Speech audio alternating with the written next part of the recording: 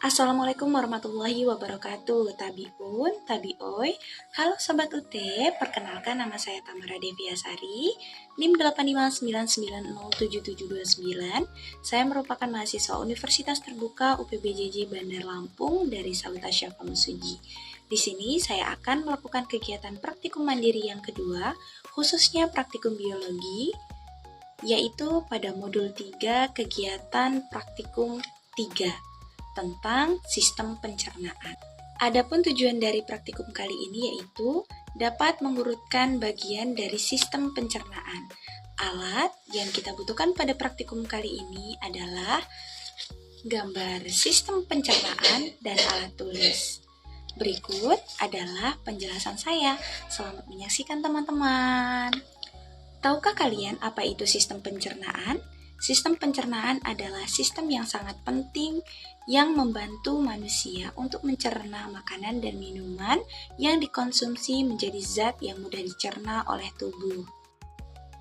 Nah, adapun organ pencernaan pada manusia dimulai dari mulut, kemudian kerongkongan, lalu lambung, menuju ke usus halus, kemudian usus besar, lalu ke rektum, dan terakhir ke anus. Nah, saya akan menjelaskan prosesnya. Jadi, pertama makanan masuk ke dalam mulut. Nah, di dalam mulut terjadi proses pencernaan makanan secara mekanik dan kimiawi. Di dalam mulut ini terdapat bagian penting, yaitu terdapat gigi dan lidah. Gigi di sini berfungsi untuk memotong bagian makanan menjadi potongan-potongan yang lebih kecil, lalu bercampur dengan air liur yang dihasilkan oleh lidah, sebelum akhirnya masuk menuju ke dalam kerongkongan. Setelah makanan masuk ke dalam mulut, makanan akan terdorong menuju ke kerongkongan atau esofagus. Kerongkongan di sini memiliki fungsi utama yaitu membawa makanan yang sudah berada di dalam rongga mulut menuju lambung. Proses terdorongnya makanan dari rongga mulut menuju lambung ini disebut dengan gerak peristaltik. Setelah makanan terdorong dan sampai di dalam lambung, lambung akan mengeluarkan asam lambung dan enzim yang mencerna makanan menjadi cairan pekat dan berbentuk pasta. Cairan ini juga akan membunuh mikroorganisme yang terbawa dalam makanan atau minuman yang kita konsumsi, sehingga kita terbebas dari kuman penyebab penyakit. Setelah di dalam lambung, makanan akan terdorong menuju usus halus. Di dalam usus halus terjadi penyerapan yang lebih lanjut, yaitu dibantu oleh enzim yang dikeluarkan oleh pankreas. Usus halus sendiri terdiri dari 3 macam. Yang pertama adalah usus 12 jari atau sering disebut dengan duodenum.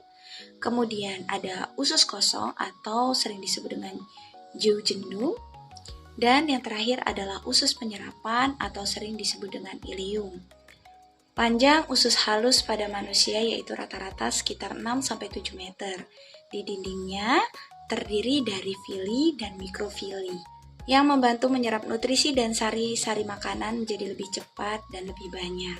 Setelah itu, makanan akan menuju ke usus besar. Di dalam usus besar ini berfungsi untuk membusukkan makanan dan berubah menjadi kotoran atau sering disebut dengan feses.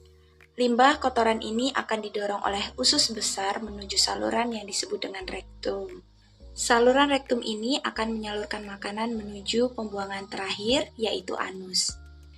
Setelah makanan sampai ke dalam anus atau pembuangan terakhir, anus akan menjaga kotoran dan menahannya agar tidak keluar sebelum waktunya.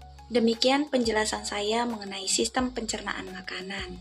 Dari praktikum kali ini dapat disimpulkan bahwa organ pencernaan dimulai dari mulut menuju kerongkongan, lalu lambung, usus halus, kemudian usus besar, dan yang terakhir adalah rektum dan anus. Terima kasih sudah mendengarkan penjelasan dari saya. Semoga bermanfaat bagi saya maupun bagi kita semua. Saya akhiri, wassalamualaikum warahmatullahi wabarakatuh.